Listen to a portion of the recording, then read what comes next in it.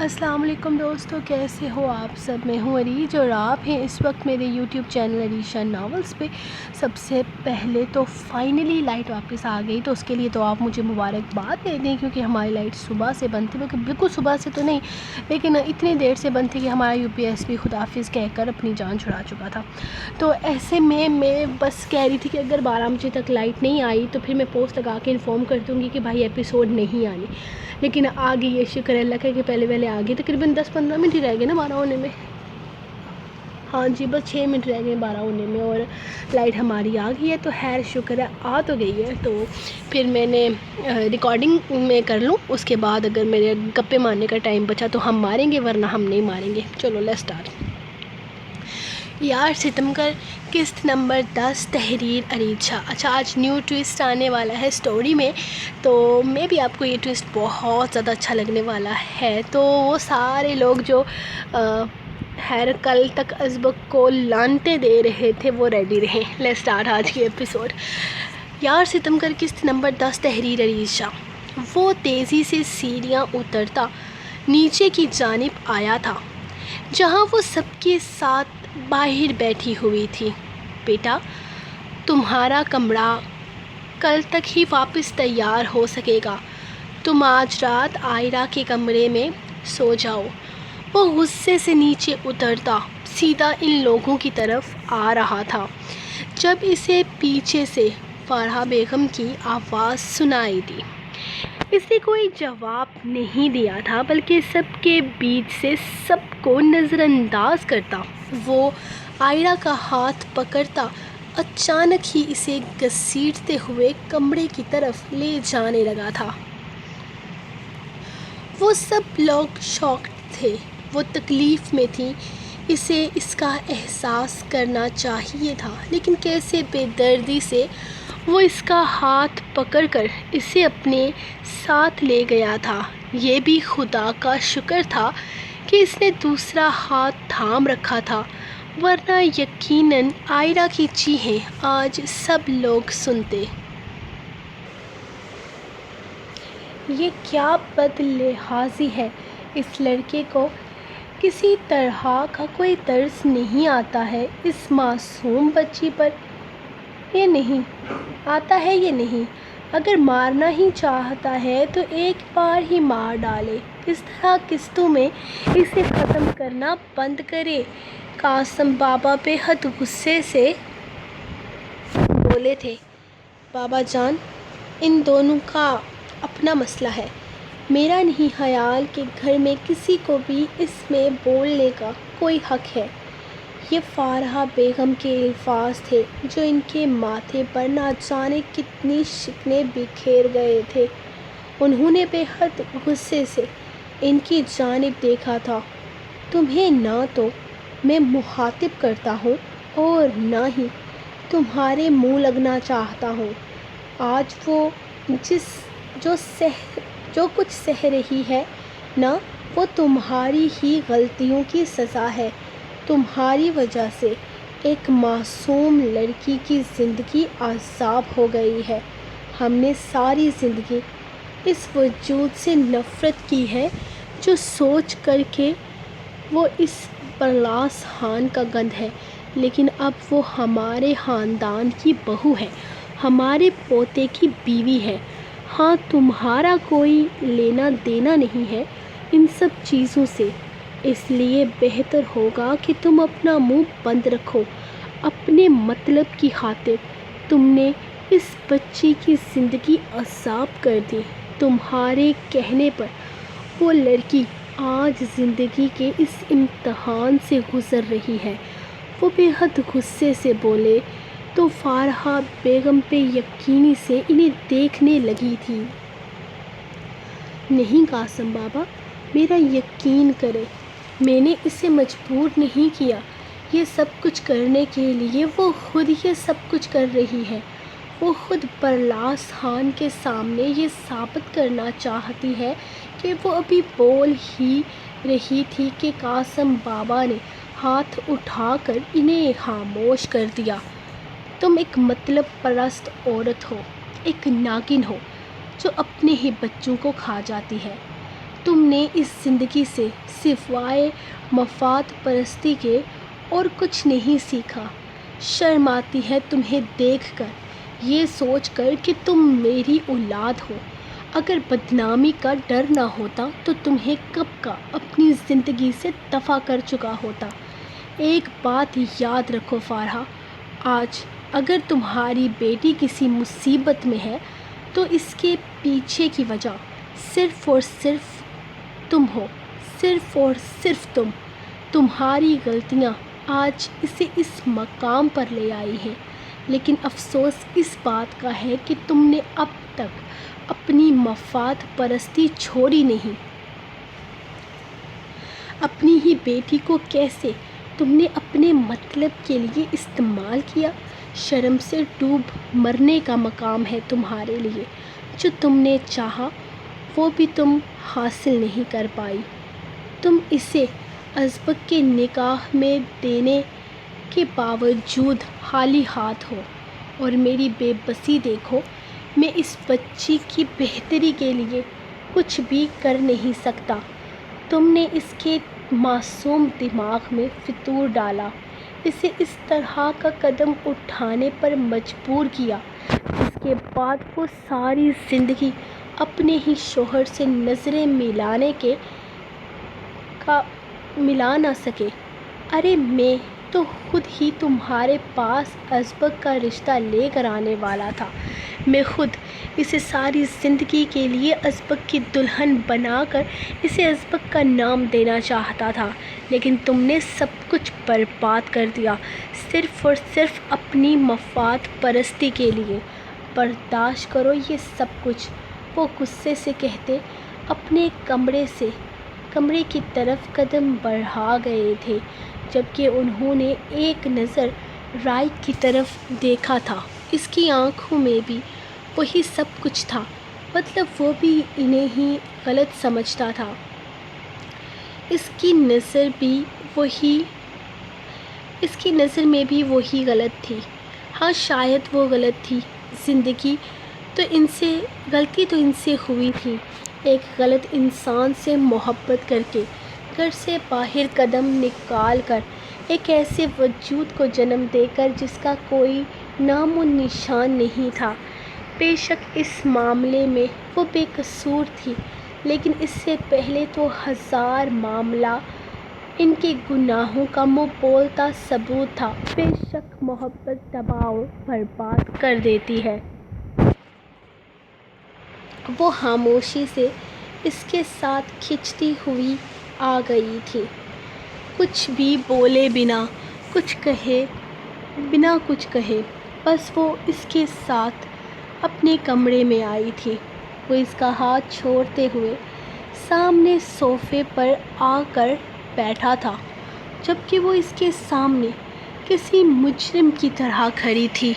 حالانکہ مجرم تو وہ تھا اس کی آنکھوں میں عجیب سی وحشت تھی، لیکن آئرہ ڈری نہیں تھی۔ افسوس ہو رہا ہے مجھے زندہ دیکھ کر، وہ تلخی سے بولی۔ ڈرامے بازیاں بند کرو۔ دوپٹہ کہاں ہے تمہارا؟ یہ رسی باندھ کر تم میرے کمرے سے باہر نکلی، یاد نہیں رہا تھا کیا کہ کس کے نکاح میں ہو تم؟ اور وہ ملازم کن نظروں سے دیکھ رہا تھا تمہیں؟ کچھ ہوش ہے؟ بلکہ ہوش کہاں ہوگا، تمہیں تو آگ لگ گئی تھی نا، جھلس گئی تھی، مرنے والی تھی نا تم۔ وہ انتہائی غصے سے دہارا تھا۔ ازبک میں تکلیف میں تھی، مجھے اس وقت نہیں پتہ چلا کہ میں نے کچھ پہن بھی رکھا ہے یا نہیں۔ بیڈ پر یہی دوپٹہ پڑا تھا اور میں اس کے غصے کو دیکھتے ہوئے وہ جیسے صفائی دینے لگی تھی۔ او مظلومہ، بیچاری، ستموں کی ماری، سب ترس کھا رہے ہیں تم پر، آگ لگ گئی تھی تمہیں، تم کتنی تکلیف میں ہو۔ آئرہ ازبک درانی میں تمہاری تکلیف کو محسوس کرنا چاہتا ہوں، بتاؤ ذرا کہاں لگی ہے تمہیں چوٹ؟ وہ اچانک صوفے سے اٹھتا اس کے قریب آتا، اس کا بازو پکڑ کر اپنے سامنے کر چکا تھا۔ وہ تکلیف سے کرا چکی تھی۔ ارے کتنا درد ہو رہا ہوگا نا، کتنا درد سہا ہوگا تم نے، لیکن ایک بات تو بتاؤ مجھے، میں نے بیڈ پر تو آگ نہیں لگائی تھی، میں نے آگ لگائی تھی لکڑی کے ٹیبل پر جو تم سے 5 فٹ کی دوری پر تھا، میں نے آگ لگائی تھی دروازے پر جو تم سے 10 فٹ کے فاصلے پر تھا، میں نے آگ لگائی تھی کھڑکیوں کے کرٹنز کو جو تم سے تقریباً 7 فٹ کے فاصلے پر تھے۔ بیڈ پر تو آگ لگی ہی نہیں تھی، تو تمہارا بازو کیسے جلا اور بیڈ کیسے جلا؟ وہ کچھ الجھتے ہوئے پوچھتا، اپنے چہرے پر گہرا تبسم لے آیا تھا، جبکہ آئرہ شرمندگی سے سر جھکا گئی تھی جب اچانک ہی وہ اس کا چہرہ تھامتا اوپر کو اٹھا چکا تھا۔ کیوں لگائی خود کو آگ؟ وہ اس کی گردن میں ہاتھ ڈالتا بے حد غصے سے پوچھنے لگا تھا، جبکہ بازو کی تکلیف کو اگنور کرتے ہوئے وہ اپنی گردن پر اس کے ہاتھ کھولنے کی کوشش کرنے لگی تھی۔ بہت شوق ہے تمہیں خود کو مظلوم ثابت کرنے کا آئرہ ازبک درانی۔ اگر آگ ایسی کسی جگہ پر نہیں لگی تھی جہاں سے تم آسانی سے کمرے سے باہر نہ نکل سکو تو تمہارے بازو کیسے جلے؟ جواب دو مجھے، یہ بازو کیسے جلایا تم نے؟ بہت ہمت والی ہو تم، خود کو تکلیف دینا تمہارے لیے آسان ہے، بہت اچھے طریقے سے جانتا ہوں میں، لیکن اگر میں نے آگ تم سے کہیں زیادہ فاصلے پر لگائی تھی تو تم کیسے جل گئی؟ دروازے سے نکلنا تمہارے لیے ہرگز مشکل نہیں تھا، یہ تمہارا ایک امتحان تھا آئرہ، آزمائش تھی تمہاری۔ میں جانتا تھا کہ تم اپنے قول کتنے نبھاتی ہو، لیکن تم نے اپنے قول نبھانے کے بجائے خود کو جلایا۔ میں کیا پاگل ہوں؟ تمہیں کیا لگا تمہیں مار کر خود کو ساری زندگی کے لیے سولی پر لٹکا لوں گا؟ تمہیں کیا لگتا ہے مجھے ساری زندگی عمر قید کاٹنے کا شوق ہے؟ ہرگز نہیں، یہ تمہارا امتحان تھا جس میں تم فیل ہو گئی ہو۔ تمہیں کیا لگتا ہے اگر میں نے تمہیں جلا کر مارنا ہوتا تو میں آدھی رات کے بجائے صبح فجر کے وقت گھر سے نکلتا جب سب ملازم جاگ چکے ہوتے؟ جب میں گھر سے باہر نکلا تب ملازم باہر کچرے کو آگ لگا رہا تھا۔ مجھے یقین تھا تقریباً 5 منٹ میں پوری حویلی میں شور مچ جائے گا، تمہیں کوئی نہ کوئی اس کمرے سے نکال لے گا، لیکن تم نہیں نکلو گی کیونکہ تم نے مجھ سے وعدہ کیا ہے۔ لیکن لعنت ہے تم پر اور تمہارے وعدوں پر، تم سے تو ایک امتحان نہ پاس ہوا، ایک آزمائش پر کھری نہ اتری تم۔ ساری زندگی کے لیے میرے نام کے ساتھ جینا چاہتی ہو؟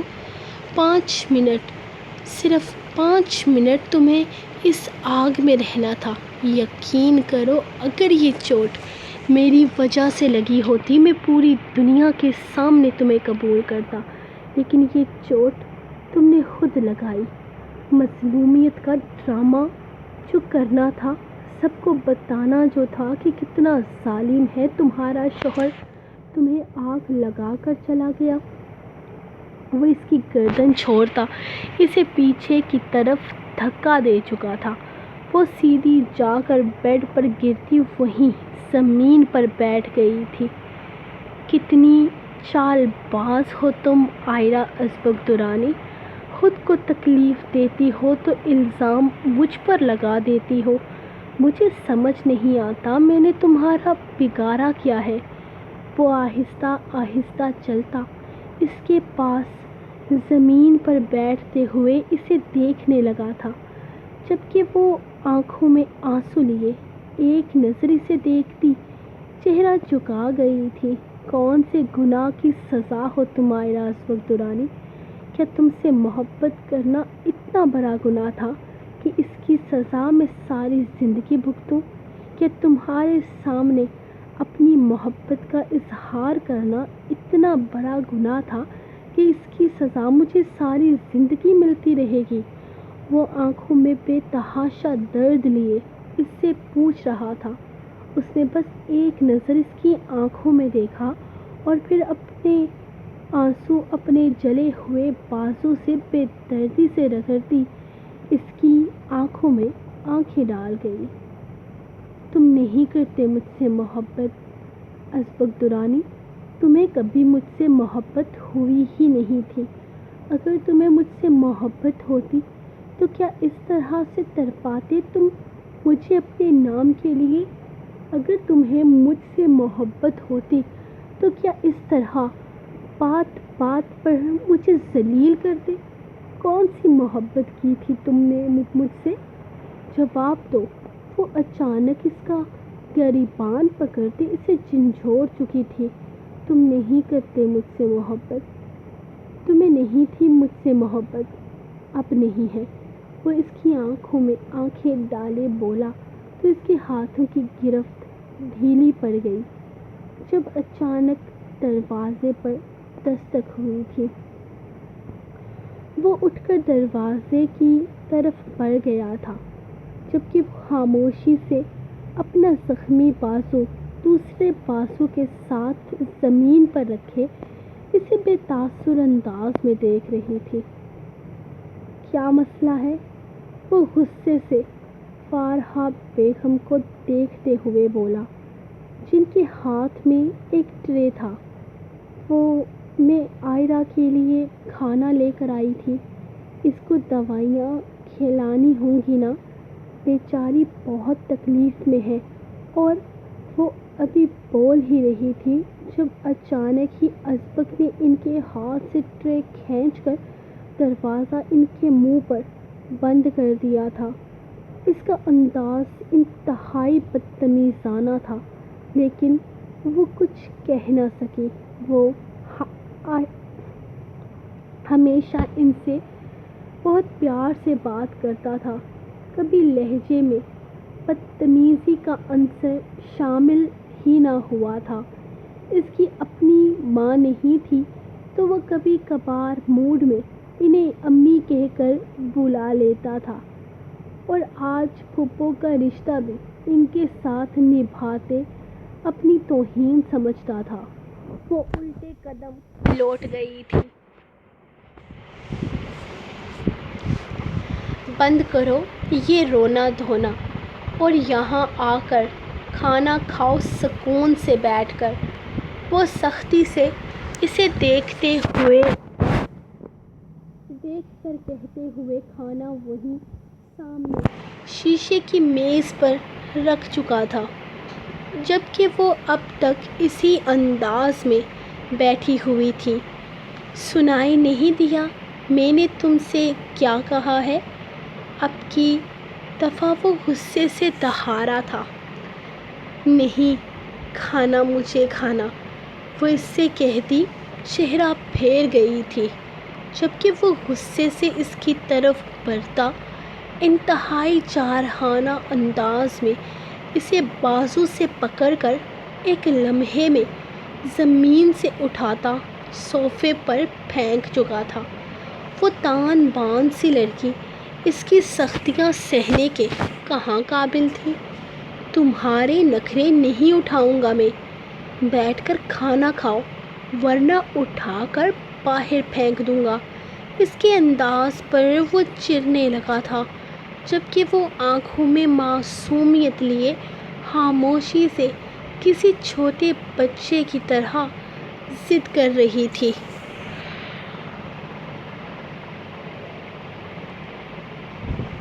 دونوں ہاتھ ایک دوسرے پر جمائے، وہ بالکل کوئی چھوٹا سا روٹھا ہوا بچہ ہی تو محسوس ہوئی تھی اسے نہیں کھانا، وہ کہتی چہرہ پھیر گئی۔ وہ کر اٹھا تھا، اپنی غلطی اور پھر نخرے بھی اسی کو دکھا رہی تھی۔ آئرہ، اب میں لحاظ نہیں کروں گا، سیدھی طرح بیٹھ کر کھانا کھاؤ، پھر وہ تمہیں میڈیسنز کھلانی ہے۔ وہ اپنے لہجے میں نرمی لانے کی ناکام کوشش کر گیا تھا۔ اپنے ہاتھوں سے کھلاؤ، وہ بے حد معصومیت سے آنسو صاف کرتے ہوئے بولی تو وہ اسے گھور کر رہ گیا۔ اپنے ہاتھ ٹوٹے ہوئے ہیں کیا؟ وہ دہارا تھا۔ نہیں، میرا بازو جل گیا ہے۔ آپ پوچھ رہے تھے نا کہ میں نے اپنا بازو کیوں جلایا؟ آپ کی توجہ کے لیے، تاکہ آپ مجھے اپنے ہاتھوں سے کھانا کھلائیں، میرے بازو سنواریں۔ اور شٹ اپ، ایک لفظ اور بکواس مت کرنا، بھار میں جاؤ تم اور تمہاری خواہشیں۔ اللہ اللہ ازبک درانی، میں نے تو کبھی نہیں کہا آپ سے ایسا، وہ ہنس کر بولی تھی، کیونکہ میرا ہر حکم ماننا تم پر فرض ہے۔ وہ جیسے بات ہی ختم کر گیا تھا۔ فرض تو آپ پر بھی ہے، آپ بھی میرے شوہر ہیں، صرف میں ہی آپ کی بیوی نہیں ہوں۔ تم نے خود چنا ہے مجھے، اور تمہیں مجھ پر لادا گیا ہے۔ تم نے خود اپنے لیے ازبک درانی کا انتخاب کیا ہے۔ آپ کا انتخاب بھی آئرہ ازبک درانی ہی تھی۔ ازبک درانی صاحب، وہ اسے لاجواب کرنا چاہتی تھی، جبکہ وہ تلخی سے مسکرایا تھا۔ اسی بات کا افسوس ہے کہ تم جیسا گندھ میرا انتخاب تھا، وہ کہتے ہوئے واش روم میں بند ہو گیا تھا، جبکہ ایک دفعہ پھر سے جیسے وہ اپنی اوقات میں آ گئی تھی۔ اب تک یوں ہی پڑا ہے یہ کھانا۔ وہ نہا کر نکلا تو وہ وہیں بیٹھی تھی جہاں وہ اسے بٹھا کر گیا تھا، جبکہ کھانا ویسے ہی سامنے پڑا، اب ٹھنڈا ہو رہا تھا۔ میرے بازو میں درد ہے، مجھ سے نہیں اٹھایا جا رہا، وہ تکلیف سے بولی تھی، جبکہ وہ نفی میں سر ہلاتے ہوئے جیسے اس کی ڈرامے بازیوں سے اکتا کر اس کے پاس صوفے پر آ کر بیٹھا تھا، اور پھر ٹرے کھینچ کر اپنے ہاتھوں سے نوالے بناتا اس کے منہ کے قریب لے کے آیا۔ اس کا انداز جیسے مذاق اڑانے والا تھا۔ آئرہ کو آگ ہی تو لگ گئی تھی۔ وہ غصے سے چہرہ پھیر گئی جب اگلے ہی لمحے ازبک نے اس کا چہرہ اپنے ہاتھ میں دبوچتے ہوئے زبردستی نوالا اس کے منہ میں گھسیڑا تھا۔ یہ نخرے میں تب اٹھاتا جب تم میری مرضی کے مطابق میری زندگی میں شامل ہوتی۔ زبردستی کے سودوں میں نخرے نہیں اٹھائے جاتے ہیں۔ وہ دوسرا نوالا بناتے ہوئے اس کا چہرہ چھوڑ چکا تھا، جبکہ وہ غصے سے اسے گھورتی اب اس کے ہر نوالے پر منہ کھول رہی تھی۔ اس نے اسے تب تک کھانا کھلایا تھا جب تک سامنے پڑی روٹی ختم نہ ہو گئی تھی، جبکہ اس کا بس وہ اس طرح سے نظر انداز کر رہا تھا جیسے سن ہی نہ رہا ہو، جبکہ وہ اب پھٹنے والی ہو چکی تھی۔ کھانا کھا کر وہ اس کے سامنے سے اپنی ٹانگ ہٹا چکا تھا تاکہ وہ اس کے قریب سے اٹھ سکے۔ زبردستی کے سودوں میں زبردستی کھانا بھی نہیں کھلایا جاتا ازبک درانی صاحب، اور ہاں، زبردستی کے سودوں میں اور بھی بہت ساری چیزیں یاد رکھنی پڑتی ہیں، خاص کر رات میں، وہ غصے سے کہتی۔ اس کے قریب سے اٹھ کر جانے لگی تو ازبک کے لبوں پر گہرا تبسم بکھرا تھا۔ اس کی بات کی گہرائی وہ بہت اچھے سے سمجھ گیا تھا۔ وہ کمرے سے باہر نکلا تو اس نے سامنے سے آتے ملازم سے رائڈ کے بارے میں پوچھا تھا۔ رات کے تقریباً 7 بج رہے تھے اور 8 بجے اس کی فلائٹ تھی۔ وہ ملازم اسے بتا کر جا چکا تھا جبکہ وہ سیدھا اس کے کمرے کی طرف آیا تھا۔ برے لالا، اگر آ ہی گئے ہو تو بھاگم بھاگ واپس کیوں جا رہے ہو؟ کچھ دن رہتے نا یہاں۔ وہ اس کے کمرے میں داخل ہوتا اسے کہنے لگا تھا جبکہ وہ مزید 15 منٹ کے بعد نکلنے والا تھا۔ اس وقت بالکل ریلیکس تھا۔ میں آئرہ کے لیے آیا تھا یہ سن کر کہ وہ جل گئی ہے۔ تم اندازہ نہیں لگا سکتے مجھے کتنا دکھ ہوا۔ میرا چھوٹا بھائی اب اپنا غصہ اس طرح سے نکالنے لگا ہے۔ کیوں کر رہے ہو تم یہ سب کچھ؟ مجھے سمجھ میں نہیں آ رہا۔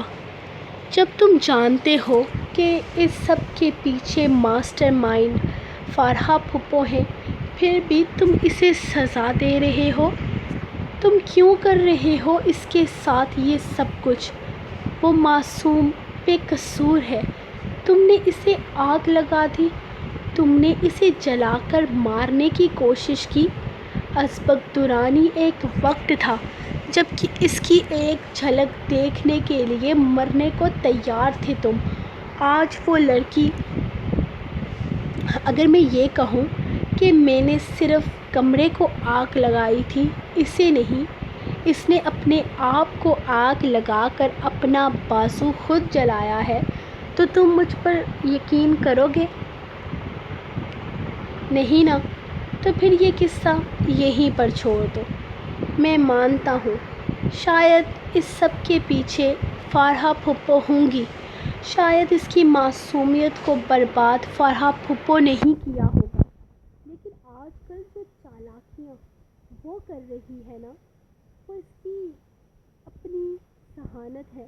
اور فارحہ پھپھو اتنی کچی گولیاں نہیں کھیلتی کہ اس طرح کی غلطیاں کریں۔ تمہیں لگتا ہے کہ میز جو سیدھا جل کر زمین پر گرا، وہ خود دوبارہ سے اٹھ کر اس کا بازو آ کر جلائے گا؟ یا پھر وہ دروازہ جو صرف ایک سائڈ سے تھوڑا سا جلا ہوا تھا، اس سے باہر نکل سکتی تھی، اسے کھول کر وہ خود اس کے پاس آ کر اس کا بازو جلائے گا؟ آف کورس نہیں۔ زمین پر پڑے میز کے ٹکڑے کو اٹھا کر اس نے خود اپنے بازو کو آگ لگائی، اور اس کے بعد وہ زبردستی اپنا ہاتھ دروازے کے کونے تک لے کر گئی۔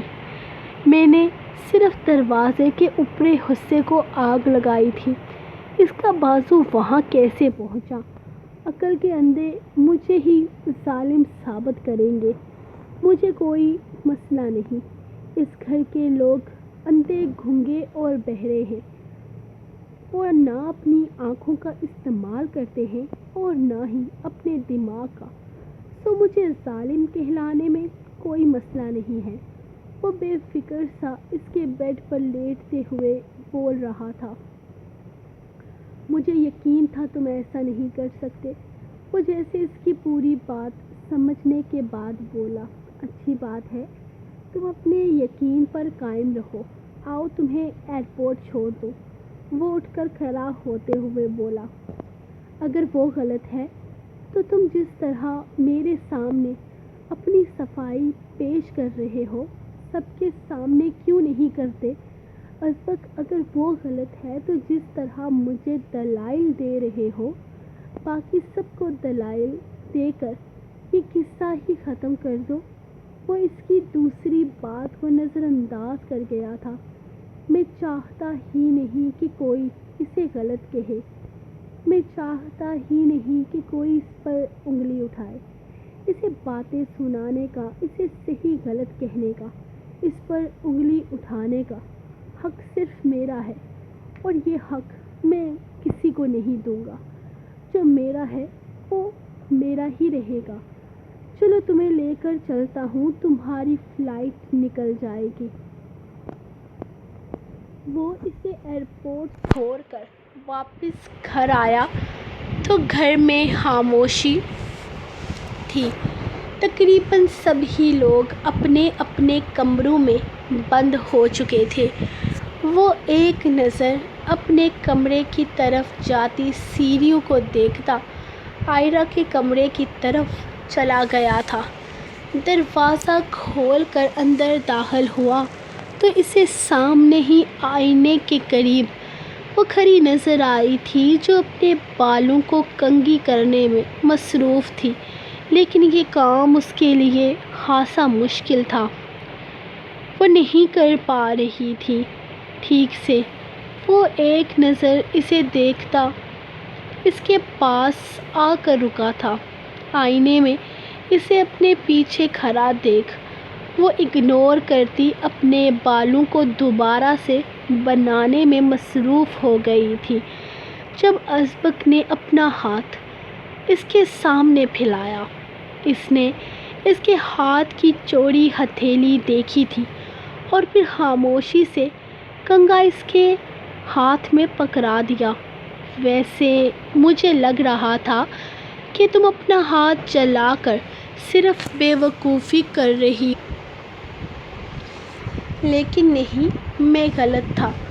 تم نے ہاتھ جلا کر اپنے لیے آسانی پیدا کر لی ہے۔ مطلب جو تم چاہتی تھی وہ ہو گیا۔ میں نے تمہیں اپنے ہاتھ سے کھانا بھی کھلا دیا اور اپنے ہاتھوں سے تمہارے بال بھی سنوار رہا ہوں۔ وہ اس کے لمبے بالوں میں کنگھی کرتے ہوئے بولا تھا، جبکہ اس نے کوئی جواب نہیں دیا۔ اس کے بالوں کو پونی میں قید کرنے کی کوشش میں وہ دوسری دفعہ ناکام ہوا تو اس نے سامنے پڑا کیچر اٹھا کر اس کے حوالے کرنا چاہا تھا۔ نہیں، اب تو یہی لگاؤں گا۔ وہ جیسے ضد پر اتر آیا تھا اور پھر اچھے سے کھینچ کر اس نے ربڑ سے اس کے بالوں کو باندھنے میں وہ کامیاب ہو گیا، اور اب کی دفعہ بھی اسے نظر انداز کرتی اس کی کوشش کو اپریشیٹ کیے بنا جا کر بیڈ پر بیٹھ گئی تھی۔ اب کیوں منہ بنا کر بیٹھی ہوئی ہو؟ وہ پوچھے بنا نہ رہ سکا۔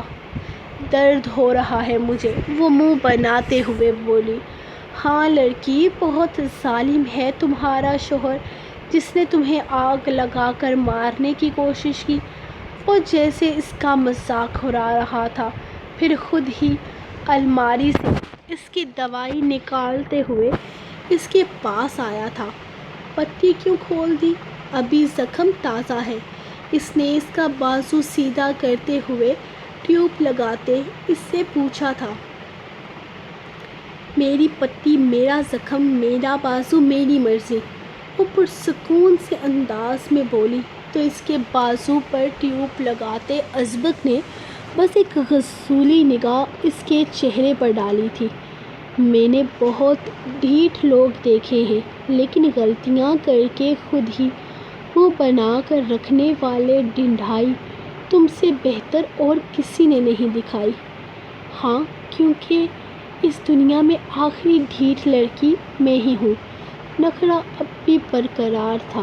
بے حد نرمی اور احتیاط سے وہ اس کے بازو پر مرہم لگاتے ہوئے ہلکے ہلکے پھونک مار رہا تھا۔ وہ گہری نظروں سے اسے دیکھ رہی تھی۔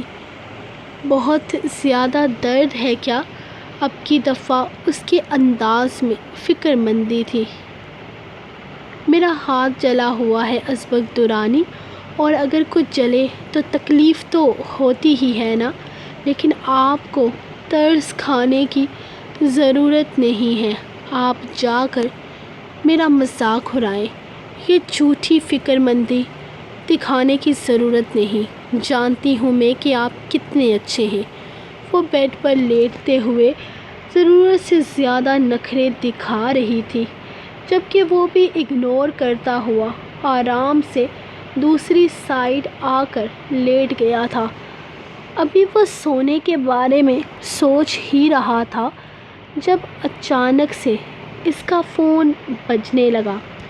اس نے حیرت سے اپنی اسکرین پر روشن ہوتی اپنی سیکرٹری کا نمبر دیکھا تھا۔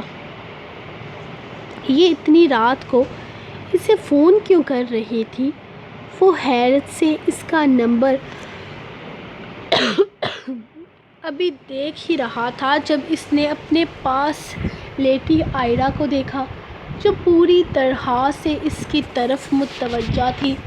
اٹھا لے فون، پتہ نہیں کون ہوگا، ہو سکتا ہے کوئی ضروری فون ہو، وہ اسے دیکھتے ہوئے بولی تو اس نے ہاں میں سر ہلایا تھا اور فون اٹینڈ کرتے ہوئے اپنے کان سے لگایا۔ جی مس سائمہ، کہیں آپ نے اتنی رات کو فون کیوں کیا؟ خیریت تو تھی نا؟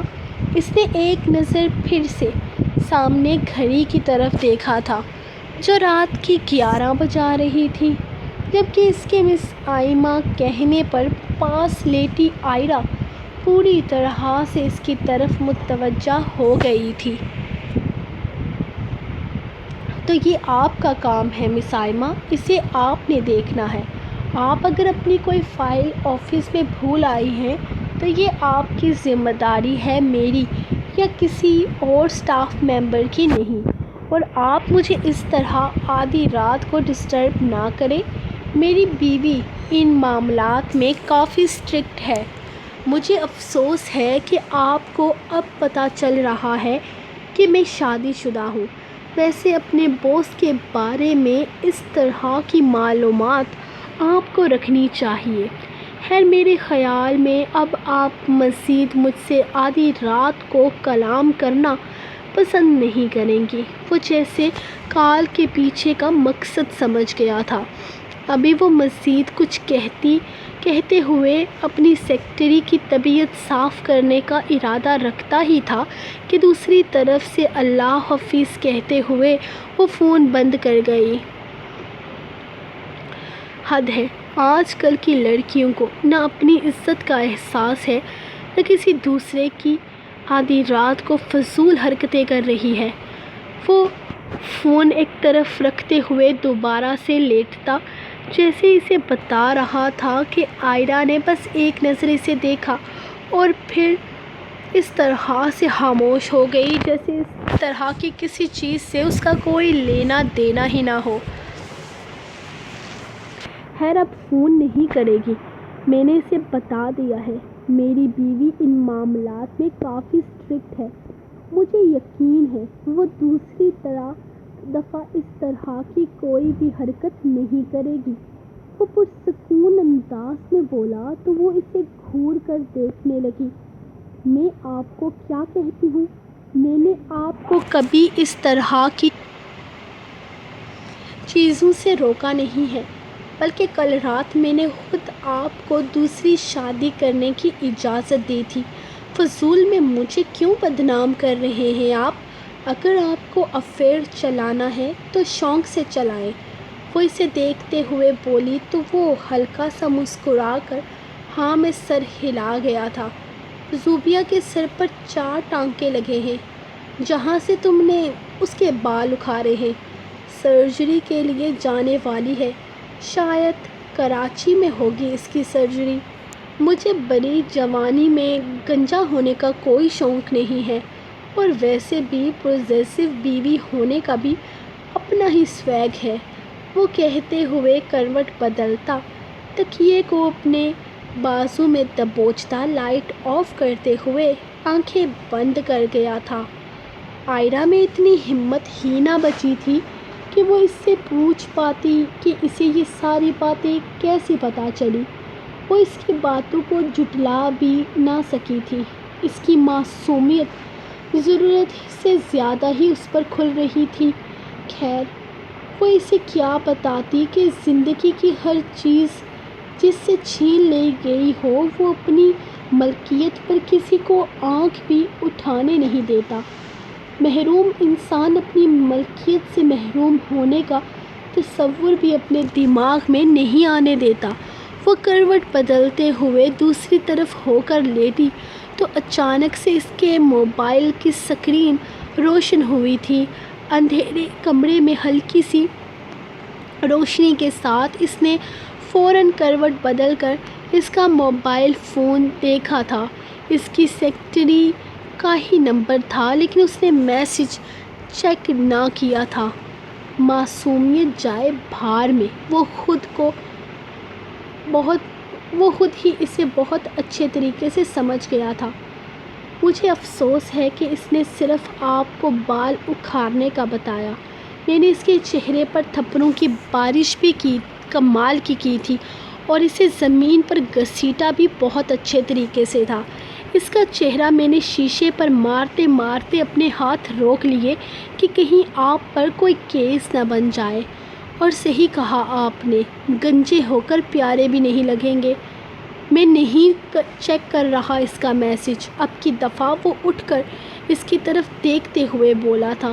میں نے کہا نا، مجھے مسئلہ نہیں، آپ چیک کر سکتے ہیں۔ وہ آنکھیں بند کر گئی تھی، جبکہ ازبک کے لبوں پر آنے والی مسکراہٹ اس دفعہ بہت گہری تھی۔